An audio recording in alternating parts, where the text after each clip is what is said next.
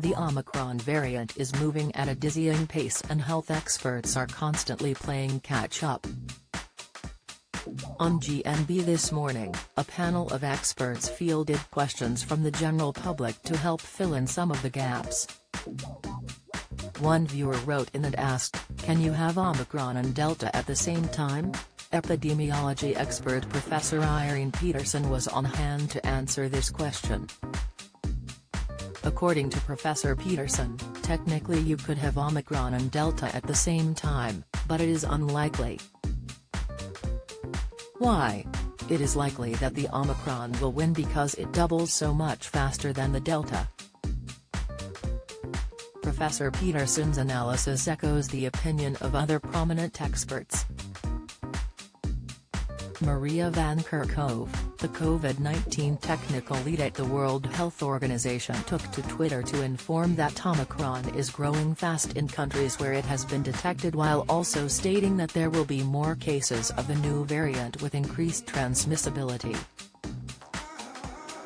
There are some early studies from the UK that have looked at secondary transmission,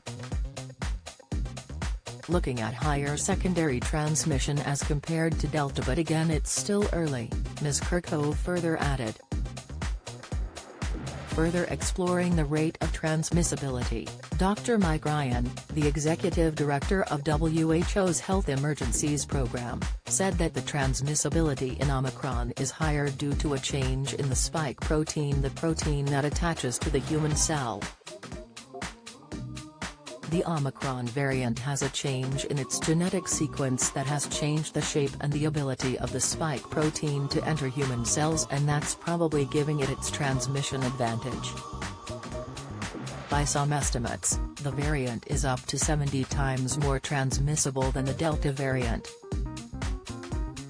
A study found that the variant multiplies faster in the human bronchi but does not replicate that effect in the lung tissue, which is why it does not cause the severity of the disease. The study is however not peer-reviewed yet. Omicron has now replaced Delta to become the dominant variant of COVID in England, a recent analysis suggests. The UK Health and Security Agency, UKSA, said just over 54% of new cases tested earlier this week had something called the S gene dropout, a telltale sign of Omicron. But the picture is varied across regions. In London, 4 out of 5 cases tested were Omicron, while in the northeast it is 27%. Omicron is now thought to be the dominant variant in Scotland. What are the symptoms of Omicron? Data generated by the Zoe COVID study shows there is more to COVID than the 3 classic symptoms, but many people remain unaware of all the symptoms we should be looking out for. This leaves people at risk of wrongly believing they have a cold, when in fact they could have COVID. The Zoe analysis found no clear difference in the symptom profile of Delta and Omicron, with only 50% of people experiencing the classic 3 symptoms of fever, cough, or loss of sense of smell or taste.